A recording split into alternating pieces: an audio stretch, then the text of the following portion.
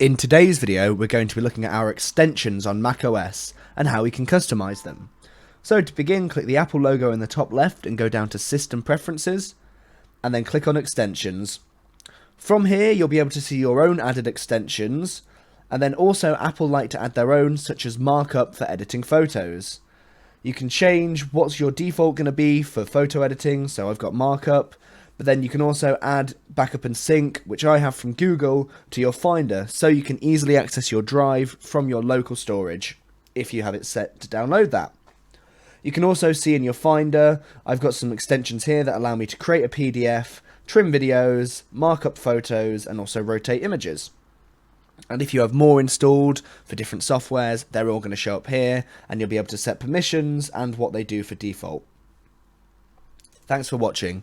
Visit Kazzicom.com for more information on IT support, cloud solutions, Office 365, and many more services.